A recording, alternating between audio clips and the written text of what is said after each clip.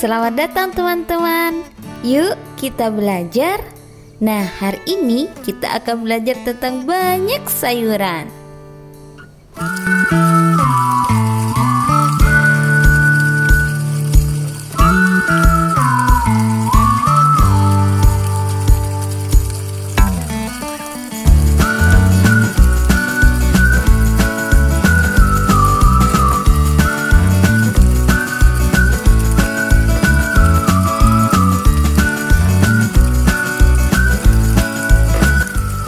Sebelum kita lanjut dengan video selanjutnya, yuk jangan lupa subscribe dan aktifkan ikon loncengnya agar kami tambah semangat untuk menampilkan video-video menarik untuk kalian. Jangan lupa ya teman-teman. Tanaman yang pertama, lamtoro. Wah, dari namanya saja gak asing ya teman-teman. Lamtoro ini bahasa gaulnya petai Cina teman-teman. Wah, bukan berarti berasal dari Cina ya teman-teman. Nah, orang Jawa Indonesia ini biasa menyebutkan lamtoro, padahal kan asalnya dari Amerika Tengah dan Meksiko. Wah, keren ya. Teman-teman pasti udah gak asing kan dengan makanan botok yang isinya terdapat petai Cina. Nah, tahu gak sih bahwa daun muda dari tanaman lamtoro ini enak sekali diolah menjadi sayur lalapan loh teman-teman. Tanaman yang kedua, kelor atau biasa kita sebut dengan moringa. Nah, kelor ini mitosnya ya teman-teman, dia bisa digunakan sebagai penangkal dari santet. Bener gak sih? Atau itu hanya mitos belaka? Nah, dari segi kesehatan ternyata kelor ini bisa digunakan untuk obat-obatan tradisional. Wah, manfaat daun kelor ini untuk kesehatan ternyata bukan mitos teman-teman. Beberapa ahli penelitian menyebutkan satu ini bisa berbagai sebagai manfaat kesehatan, seperti memberikan nutrisi untuk tubuh, kaya akan antioksidan, membantu mengatasi kanker. Tanaman yang ketiga, pakis. Pakis memiliki tekstur yang kenyal teman-teman. Dan ternyata pakis ini banyak mengandung vitamin A, C, kalium, fosfor, magnesium, kalsium, dan protein. Wah, banyak sekali ya. Ternyata ya teman-teman, protein di tanaman pakis ini 4,5 kali lebih banyak dibandingkan dengan sayuran hijau yang lain. Wah, jadi semakin semangat ya teman-teman. Nah, teman-teman, pakis ini paling enak kalau dieseng-eseng. Dan dia bisa tumbuh alami di dataran yang lembab. Biasanya sih dekat sungai-sungai.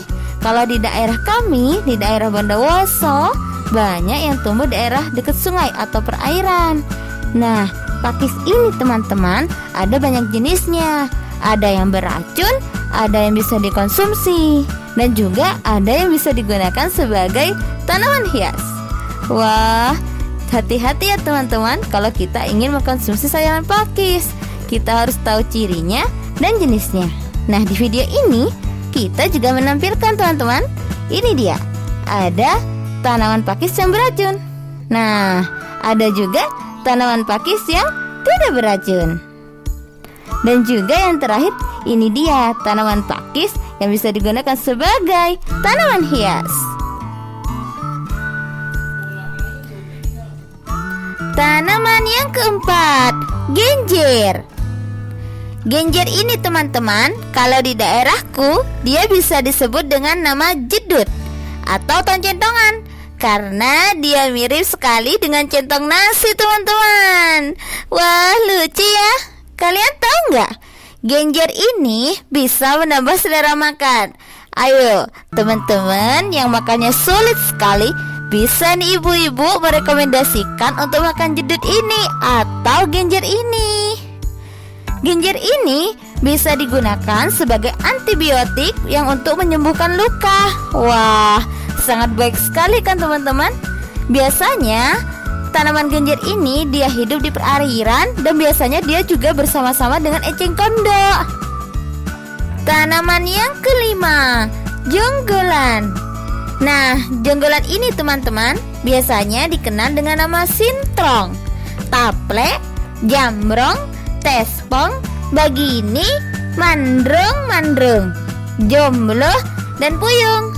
Nah, banyak sekali ya teman-teman penyebutan untuk nama jonggolan ini. Ternyata teman-teman, puyung ini atau jonggolan ini dikenal sebagai obat untuk pencahar. Wah, pasti banyak sekali khasiatnya teman-teman. Sayuran ini teman-teman punya aroma yang khas, wanginya seperti parfum. Wah, jika kita makan atau mengkonsumsi, bisa jadi ya mulut kita lebih wangi. Wah, bisa nih kita coba nanti teman-teman. Selain itu teman-teman, jonggolan ini bisa mencegah penyakit kanker yang mematikan. Wah. Daun sintrong ini terdapat kandungan vitamin dan antioksidan yang ampuh sekali untuk menurunkan resiko penyakit kanker teman-teman. Baik itu kanker hati, itu kanker payudara, kanker lambung, dan banyak jenis ya teman-teman. Kemudian manfaat yang lainnya, dia juga bisa menurunkan tekanan darah. Baik teman-teman, dari video tadi kalian sudah tahu kan mana sih tanaman yang bisa dimanfaatkan sebagai sayuran? Wah teman-teman, silahkan kalian bisa share kepada teman-teman kalian dan sering mencari informasi. Dan jangan lupa ya teman-teman untuk subscribe dan klik tombol loncengnya dan klik tombol like-nya juga agar kami semakin semangat untuk memberikan informasi menarik dan ilmu yang lainnya kepada kalian semua. Sampai jumpa.